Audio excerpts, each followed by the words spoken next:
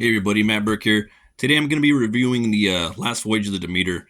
The movie, as well as Renfield, both came out this year.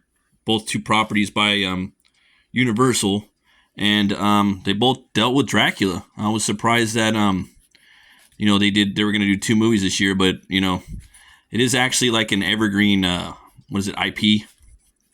It's like like Batman and the Phantom and Teenage Mutant Ninja Turtles, The Shadow, where you could actually get away with doing that many a year. Frankenstein. And I think that what they were doing with Renfield and the Last Voyage of the Demeter is they were just checking to see what who's going to respond to what more. And with Renfield, you get spoilers. I'm just letting you guys know there's spoilers. I'm probably going to spoil a little bit of Renfield too. With Renfield, you're going to get more of a Nicolas Cageian Dracula. He's kind of touching a little bit of the Bela Lugosi Dracula too. Like they do homage to that in that movie as well. That movie's got a lot of more of the splastic gore that you would find in the Evil Dead trilogy, or specifically Evil Dead 2 and Ash versus Army of Darkness and Ash versus Evil Dead. It also has a little bit of that Crank. I don't know if you guys watched the Crank movies with Jason Statham. It's got a little bit of that feel to it. So you're getting that. And it's got a little bit of the superhero vibes to it as well. So that's what that movie gave off. However, with the Last Voyage of the Demeter, you get a film that's the slow-burning gothic horror movie that was pitched to be alien on a boat. The movie just basically it starts up right at the end of the story, right at the end of what happens in the book. And if you don't know, the Last Voyage of the Demeter is based off of the best chapter of the novel Bram Stoker's Dracula, where there's this boat that's basically leaving Eastern Europe and it's coming to England, and on the boat is Dracula, and he's actually in a box filled with dirt, and so Dracula needs to be transported from his castle to there. Dracula, if you don't know too, has to be buried in the dirt from his homeland, probably because the land it has power in it or whatnot. It gives him his energy source. So that's what the idea was for the movie. Well, I will say I did like Renfield too, but again, it was a little more hammy, but it was fun. So back to the Demeter. It starts up right there at the end of the movie. You get a little bit of these new characters and how the story's starting out in Romania, I believe, is where they're at, and they're boarding the ship. You start to see these cargo boxes being loaded with a symbol of the dragon on it, so you kind of know what it is. They have a pretty cool cast on the boat. I forgot the dude's name from Game of Thrones and Dog Soldiers. He's the captain of the boat. I thought he was well casted. All the actors in the movie were all very well casted or cast.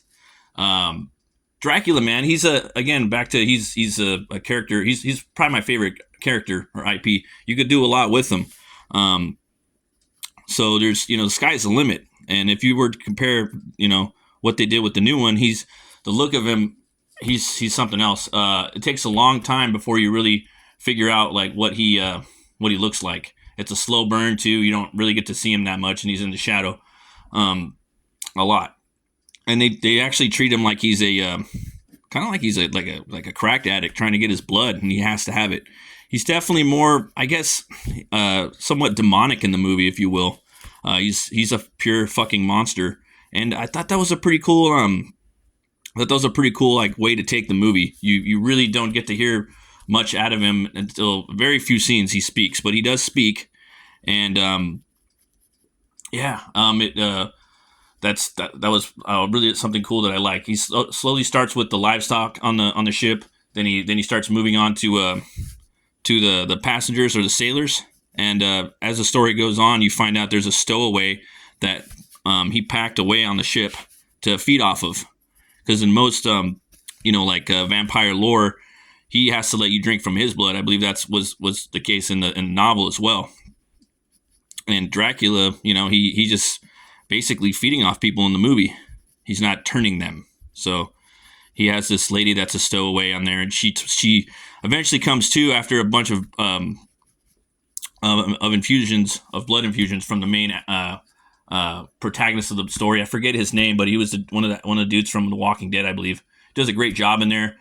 He's a doctor, and I believe he studies physics as well, so he's pretty smart. I thought he was going to be like turn out to be Van Helsing, which wouldn't have been like novel accurate, but I would have been cool with it regardless. But yeah, it was cool. You know, there was a diverse cast in the movie, which I think is cool too. So it's not just a bunch of white dudes on the boat. So you know that gave it some clarity. Like if I'm doing like a comic or something like that too, I try to switch it up, put different races in there too. It's funner to draw, funner to write, and I thought that was cool with the movie. But yeah, as the story goes on, once the crew members get taken out, they start to turn into I guess familiars. So they're not quite like 100% vampire. They're more like familiars, like Renfield. And when they die, they catch full flame and they burst into fire. So if you were to come upon them in the ashing, if you will, like they would call it in like Blade or whatnot, you would also catch fire. There's an actor in there too from the Dark Knight trilogy. His name is Dave DeSmalchin. He's like the second in command on the boat, or the first mate. He's in there, and his acting stepped up. He stepped up his acting game too. I believe that dude's got a kind of like an Elvira type comic character, like the dude from he's got his own comic too.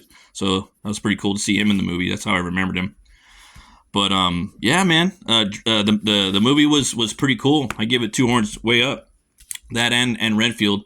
I just think that like for me, like the main concerns were, for the most part, you know that everybody's gonna die in there, and some of the things that I didn't like about it was most of the stuff in there that's CGI, you could tell it's CGI, and I think it's cool when you do certain things that,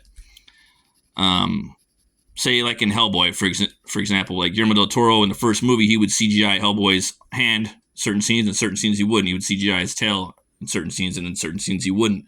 But he would do that just to throw off your eye. And in this movie, you could tell like, okay, this part he's all CGI, you know, or maybe just his fucking head isn't CGI, which I wasn't a big fan of.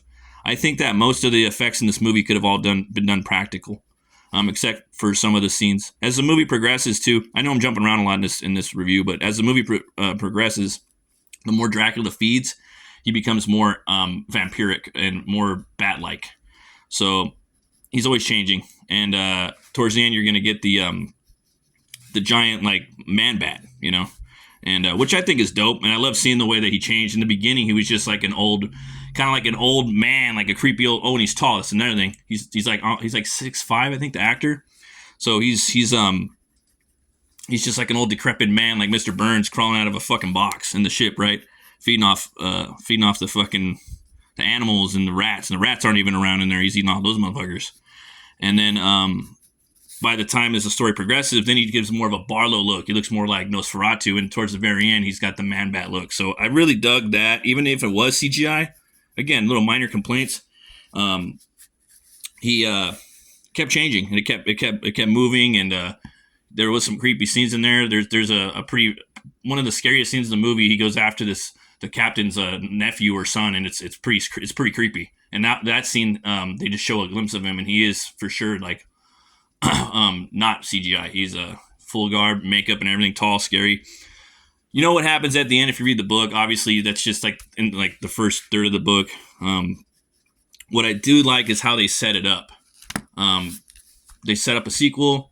I like the look they're taking with Dracula. Everything's been done already before, so I'm eager to see where they're taking Dracula the next one. He did have a cane that looked like it was Lawrence Talbot's Wolfman's cane. So I don't know if they're just starting to build the Dark Universe with this, but I think this is a good way to start up the universe, man. Like if you're gonna do it, this is a way to do it. Make it scary, make it a slow burn, and this is how this movie was. And again, it was a little too long. I think they could have made it a little shorter, chopped it up a little bit. Could have used a little more practical effects. But again, the design was fine. I was cool with the design of Dracula. I thought that was cool. And you know what? Fuck it. Spoilers. I'm say something right now. Turn off the video.